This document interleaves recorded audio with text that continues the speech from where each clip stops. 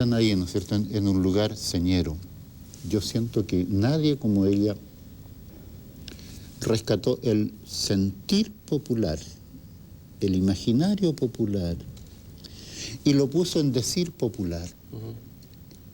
Y esto es una condición que la hace única en las letras chilenas. Hay obras maestras, como Volver a los 17. Yo he analizado el Volver a los 17 y esa es una suma antropológica de lo que es la filosofía y la sabiduría popular chilena. Ahí está todo. A ver, expliquemos un aspecto de eso, quizás. Por ejemplo, lo que puede el sentimiento no lo ha podido el saber, ni el más grande proceder, ni el más alto pensamiento. Hay una cosa clara. Este estima, privilegiar, poner en el lugar central de la experiencia humana el sentimiento. Eso está ahí. Y está maravillosamente, ¿no es cierto?, en términos de que lo que puede el sentimiento, un verso, no lo ha podido esto otro y esto otro. Estas tres cosas no le hacen el peso a este. Entonces, es el significado puesto en el significante de tal modo que está perfecto. Pero además, ¿no es cierto?, que y al malo solo el cariño lo vuelve puro y sincero, es también una píldora de sabiduría popular, ¿no es cierto?, en el sentido de que sí, la única redención, la única salvamento para alguien extraviado es el amor. Todo lo demás, ¿no es cierto?, no tiene ninguna posibilidad de compararse con el amor. Entonces, y esta maravilla del estribillo se va enredando, como el muguito, la hiedra. Sí, claro, como el muro la hiedra y va brotando como el musguito en la piedra. Ay, sí. Pero luego viene la música, ¿no es cierto?, que dice, se va enredando, como en el muro la hiedra, y va brotando, como el musguito en la piedra, como el musguito en la piedra, y sí. Y yo llegué a una joya porque, de un lado, ¿no es cierto?, la palabra va caminando con ritmo muy acompasado, muy simétrico, muy seguro, muy regular. Pero la música le pone este avance, que aquí terminó la letra, pero la melodía, ¿no es cierto? El sentimiento sigue adelante, y el sentimiento se lleva a esto que sería la parte conceptual pensante, se lo lleva por delante, y eso es toda la... Volver a los 17, ¿no es cierto? Todos los 8 primeros versos siempre son misiones imposibles. Pero en los 2 últimos versos, esta misión imposible se torna posible porque en los 2 últimos versos recurren al amor, y el amor se lleva por delante todas las dificultades que hubiera. Y esto es la más pura psicología del pueblo chileno más valioso, para el cual, ¿no es cierto?, el único problema que ¿no es cierto?, no hay ningún problema. Pero el único problema, ¿no es cierto?, que no tiene arreglo es la muerte. Ahora, incluso la muerte, ¿no es cierto?, también tiene solución. También tiene solución. Entonces, este optimismo maravilloso de gente pobre, gente desvalida, gente precaria, sin embargo va con esto. ¿Por qué? Porque tiene esta llave del arte de vivir, que es sentir bien. Yo digo que lo más importante es sentir bien. Cuando uno siente bien, piensa bien. Si no siente bien, la capacidad de pensar puede ser tremendamente peligrosa. Lo hemos visto. La inteligencia al servicio del mal o de la... Sí. Ahora, tú hablaste ahí del pueblo, de una cierta sabiduría popular. ¿Tú crees que el pueblo chileno es innatamente poético? Es decir, que hay una... Porque se ha hablado mucho del milagro poético. Ha existido un Pablo Neruda, una Gabriela Mistral, un Vicente Huidobro, todas estas especies de volcanes que han aparecido en el paisaje como un milagro. ¿Podría deberse quizás a que al chileno le brota espontáneamente la poesía, a pesar de que el chileno es normalmente retraído hacia adentro, guardado? No sé si tú has investigado o pensado sobre eso. Yo he pensado sobre eso. Ahora no sé si tengo la solución, pero de pensar lo he pensado. Y también y lo he sentido. y lo he sentido también. Ya. Y lo he sentido precisamente en la vida campesina. Por ejemplo, yo me crié yendo a las trillas a yegua, donde había, ¿no es cierto?, qué sé yo, 30, 40 caballos ahí corriendo en torno a la era y un almuerzo fabuloso y después en la tarde una comida fabulosa que terminaba con la cantora ahí arriba del montón cantando y bailando cueca en el mismo ahí y después en... Y ahí a la hora, ¿no es cierto?, también durante el trabajo de la trilla, pero en la comida, ahora pensándolo, empezaba la conversación. Y la conversación, si uno la veía bien, era pura metáfora. Pura metáfora, en donde las palabras, ¿no es cierto?, siempre iban en un sentido y en otro sentido, en doble sentido, en un doble sentido. O sea, ¿no es cierto?, en los distintos lugares antropológicos del doble sentido, no importa.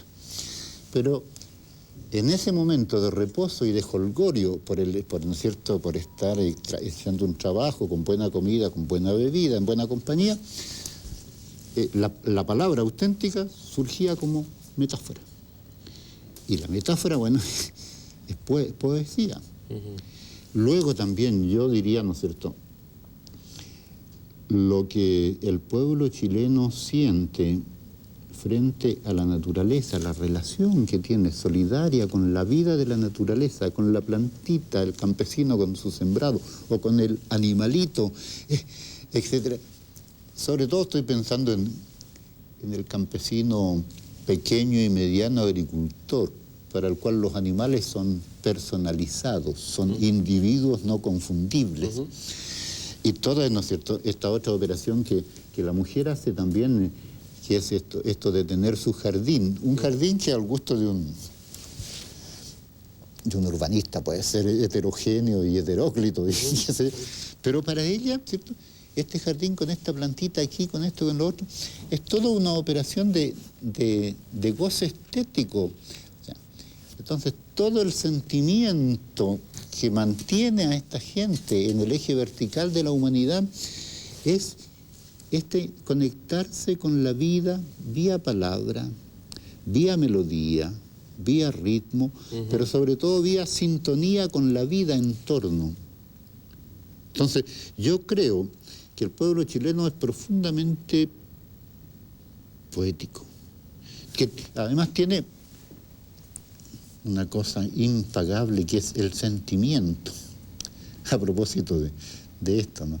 Otra cosa es que nos exprese, porque hemos sido educados en una escuela en donde la manifestación del sentimiento no es valorada socialmente. Ahí yo creo que hay un tema interesante que, curiosamente, lo más rico de Chile está en lo popular, en lo oral. Y como que hemos sentido vergüenza de aquello que es lo mejor nuestro. El mismo pueblo ha sentido vergüenza. Y ha llegado a la cultura oficial o la educación oficial a implantar otro hablar, otro sentir, otro pensar, que ha violentado y ha destruido, digamos, el tesoro común. Ahí hay una especie como de... Hay un momento, un salto cuántico, que este país deja de ser rural, deja de ser oral, y se pierde algo tremendo. O sea, se pierde lo mejor que tenía Chile, quizás, ¿no? Nuestra Gabriela Mistral, ¿cierto?, en Los Recados, dice: toda cultura comienza con la tierra y por la tierra. Aquí en Chile hemos pensado que comienza con el bachillerato. Qué buena esa frase, buenísimo. Entonces, hemos tenido una escuela que ha educado, por decir de alguna manera, de espaldas a la realidad del entorno natural y de espaldas a la realidad de los valores comunitarios. En ese sentido, ha habido una escuela que le ha enseñado al niño a desconfiar de lo que es, porque eso no es, ¿no es cierto?, lo más eficaz para, qué sé yo, para los distintos fines que se propone una educación X. Y entonces, en este sentido, claro, se ha desconfiado del sentimiento. Ahora, psicológicamente, ¿no es cierto?, si alguien, persona o pueblo, no tiene asentada la afectividad, no va a ninguna parte. Y este sentimiento es tremendamente poderoso en el pueblo chileno. Cuando se habla de cultura aquí, se entiende el Bellas Artes, el Teatro Municipal, el Museo de Bellas Artes, la literatura que se escribe en París. Pero no se entiende ese otro sentido de cultura. Eso sería interesante decir cómo hemos destruido en nombre de la cultura nuestra propia cultura. Claro. De la cultura con C mayúscula, digamos. Sí, sí, sí. Cultura es cultivo, ¿no es cierto? Ahora el cultivo de esta humanidad que somos se hace por el diálogo que tiene uno consigo mismo, por el diálogo que tiene con los otros, por el diálogo que tiene con el mundo y por el diálogo con Dios. Y eso, en el fondo, la cultura tendría que preocuparse de cómo ocurre este diálogo conmigo mismo, ¿verdad? Para dialogar con lo que es el núcleo vital de mí mismo. Y dentro de eso estaría el descubrir, ¿verdad?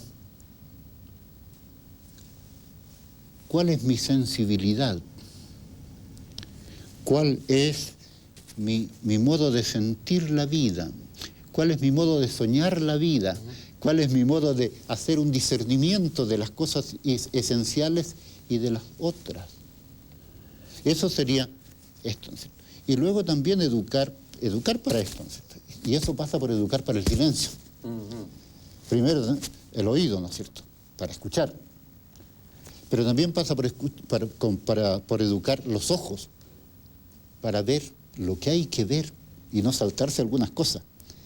Y sobre todo para ver en lo visible lo invisible. Y para oler, ¿no es cierto?, y oler de repente, ¿no es cierto?, que algo huele mal en Dinamarca. Claro. Ese es el olfato, ¿no? Tener olfato es precisamente dónde está la humanidad de buena ley y dónde está la humanidad de mala ley. Y el gusto, ¿no es cierto?, para conectarse con los alimentos que nutren a la humanidad de buena ley que yo soy. Y con eso, ¿cierto?, distinguir el alimento vida del alimento chatarra, por ejemplo. Y el tacto, ¿no es cierto?, como trato, como trato, y con qué sé yo, con la delicadeza y con esto, y de mantener la distancia, pero ni tanto ni tampoco. Todo este tipo de cosas deberían formar parte de la educación. Es bueno el cilantro, pero no tanto. Exacto. Y luego, ¿no es cierto?, en el sentimiento, tantas veces que nosotros nos dicen, hay que desconfiar del corazón, porque el corazón no fue un consejero. Pero ¿qué mejor consejero que el corazón, que el sentimiento de ser? La felicidad es fundamentalmente, ¿no es cierto?, este sentimiento de que mi vida, ¿no es cierto?, ha percibido un sentido que le hace sentirse bien. Lo que puede el sentimiento... No lo puede la razón. Claro. Ahora, este rescate tuyo de la tierra, este rescate de lo popular, que es una palabra bastante manoseada, por otro lado, habría que revisarla más adelante, también ha ido en la dirección de que tú has escrito por ahí un artículo muy interesante sobre cómo la cultura occidental ha privilegiado la obra de arte como privilegio y la idea del artista genio o el artista individual frente a la obra de arte colectiva, es decir, los cuentos, el refranero, de nuevo, las décimas, esa creación colectiva. ¿Qué es lo que ha pasado ahí? O sea, este triunfo de la originalidad por sobre un arte que nace de la tradición, que nace de la tierra, que nace del... Yo creo que derivado de, ¿no es cierto?, de esta misma idea de una escuela que va a privilegiar en el fondo el individualismo frente a la experiencia de comunidad, y dentro de eso persiguiendo, ¿no es cierto?, al paradigma del genio y la originalidad, que en el fondo es una psicología de marcas, ¿no es cierto?, llegar a donde nadie ha llegado, con la obra original única que antes no se había sí. ni tampoco, todo eso. Pero en el fondo también está, ¿no es cierto?, el ser yo sin los otros o contra los otros. Y está, por tanto, también el desprecio a los otros o la desconfianza como instrumento para llegar a ser. Y frente a esto está la otra posición, ¿verdad?, en donde la originalidad no consiste en esta cosa de última moda o de último alarido. La originalidad no es la novedad, sino que la originalidad es conectarse con el origen, con este principio originante de una experiencia de ser valiosa. Y claro, y este contacto, esta fuente, nos conecta con una identidad plural, no individual y única. Nosotros tenemos una identidad plural. En mí hay este, ¿no es cierto?, este, el otro, el otro. Pero además, la comunidad piensa. ¿No es cierto?, cuatro ojos ven más que dos. Y también 4 pensantes o 10 pensantes o 20 piensan más que uno. Entonces, la comunidad piensa, la comunidad sueña, la comunidad imagina, la comunidad siente, la comunidad discierne. Y esta operación se va objetivando en lo que yo llamo monumentos. Los monumentos que están como encarnando una cosmovisión, un sistema, una filosofía de vida.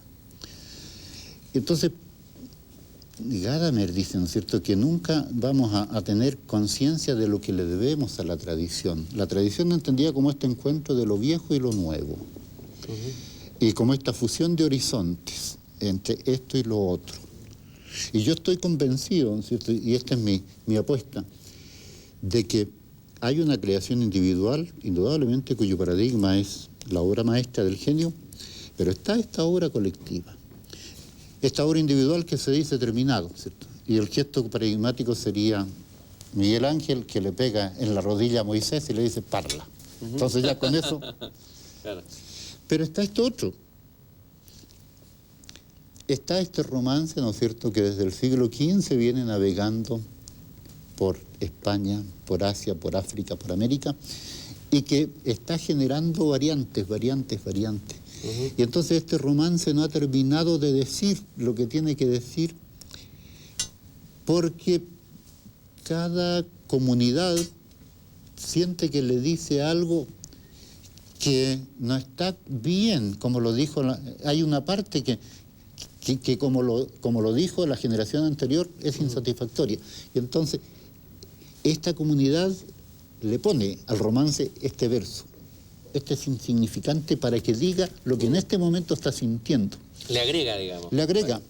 Y entonces, el romancero es una maravilla, ¿cierto?, de la literatura hispanohablante. ¿Se sabe alguno? ¿Algún romance en particular? Un romance en particular. Por ejemplo, el romance del ciego. Camina la Virgen pura de Egipto para Belén, con un niño entre sus brazos que daba gusto de ver. En el medio del camino el niño tenía sed. No pidas agua, mi niño, no pidas agua, mi bien, que las aguas corren turbias de no poderse beber. Allá arriba en aquel alto hay un lindo naranjel que cuida un ciego, ciego que no puede ver. Dame, ciego, una naranja para el niño entretener. Coja nomás, señora, coja las que ha menester. Cogía de una en una, nacían de 100 en 100. ¿Quién será esta señora? Cuando la Virgen se ha ido, el ciego comienza a ver. Qué hermoso. ¿Ya? Qué hermoso, tremendo. Tremendo. Se le da una patada a muchos poetas poemas vanguardistas que andan dando vuelta por ahí. Lleno de significado. Lleno de significado, ¿cierto? Ahí está el ver. Ahí está el ver. Ahora, tú has trabajado, Fidel, específicamente, bueno, has hecho estudios muy interesantes sobre el canto a lo poeta, ¿no? Que es una forma, ¿cómo lo llamo? ¿Un género? ¿Eso sería un género? Podría aclaramos del canto a lo poeta, ¿qué significó, de dónde viene y qué has descubierto tú en esa tradición? El canto a lo poeta. Bueno, Esto es, ¿no es cierto? La fórmula métrica es, ¿no es cierto?, la décima Spinella, que viene de Vicente Spinella, ¿no es cierto?, este poeta del siglo de oro español. Ahora, recoge una larga tradición que viene del medievo, ¿no es cierto?, en términos de ir recogiendo estas experiencias fundamentales del hombre en relación con lo humano y en relación con lo divino, y decirlas en verso. Y en este verso octosílabo del cual hablábamos antes. Ahora, esto llega con los españoles acá a Chile, a toda América. Y luego tiene un impulso bastante grande con los misioneros, que como una empresa misional para enseñar las grandes verdades del cristianismo, las van vertiendo a décimas. Ahora, el canto de los poetas chilenos, digamos, ¿qué le agrega a esta forma anterior española? ¿Cuál es lo distintivo, lo diferente o lo aportativo, digamos? ¿O es simplemente la reproducción de lo que se hacía allá en España?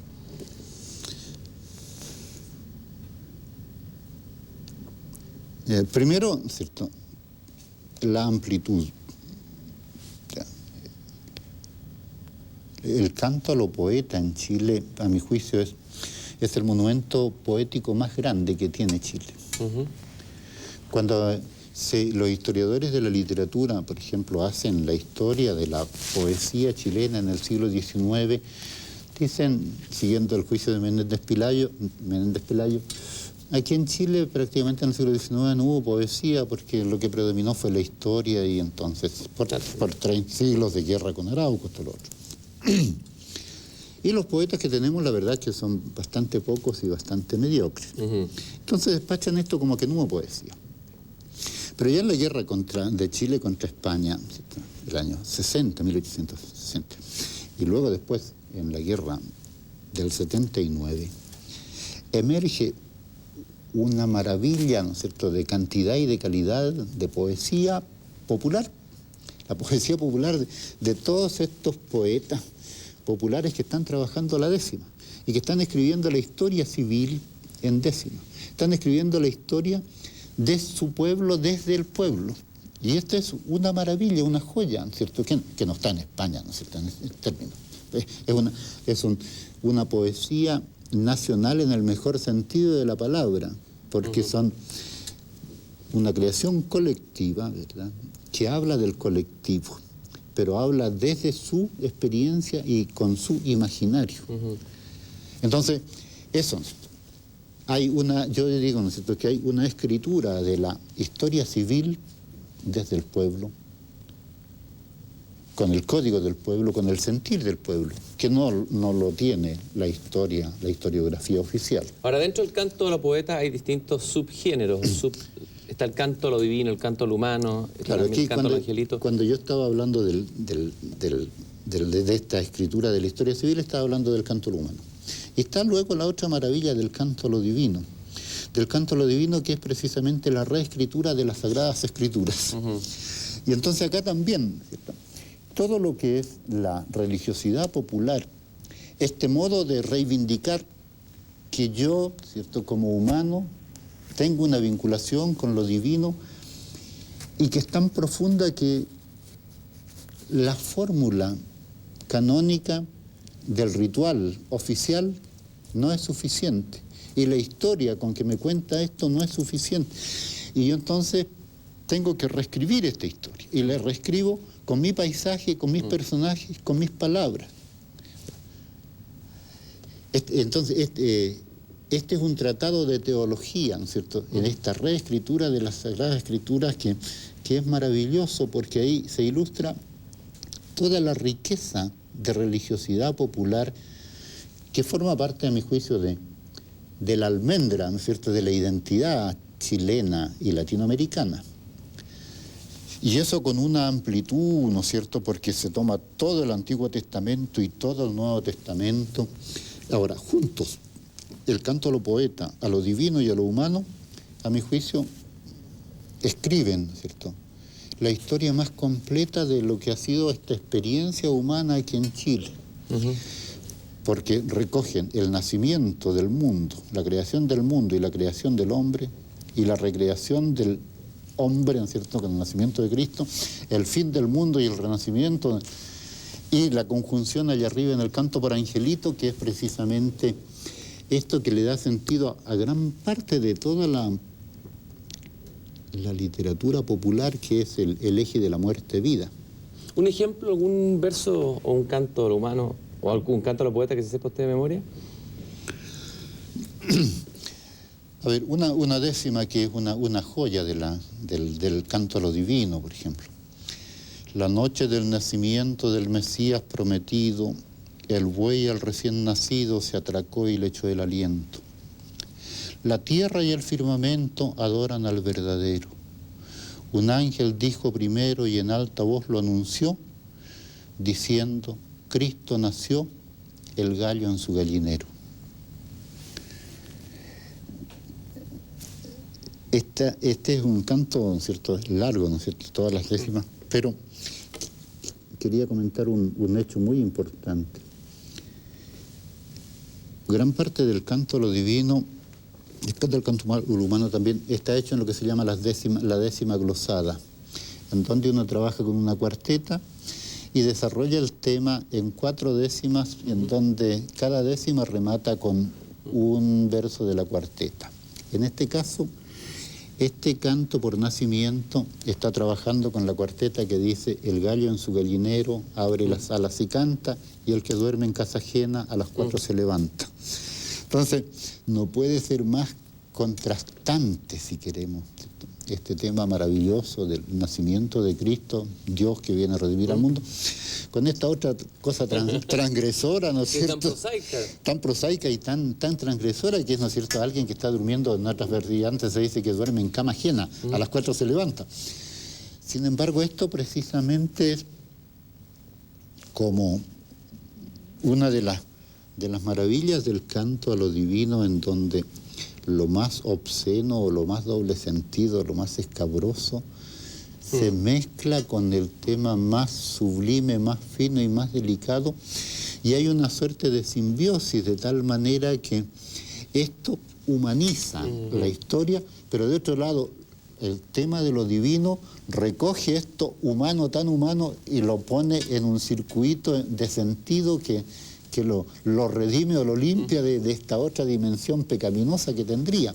Ahora, esto es una dimensión que yo diría, ¿no es cierto?, que habla de la finura y de la visión de vida y de mundo que tiene el poeta popular, que va recogiendo y procesando todo lo que pasa a su alrededor y lo convierte en poesía.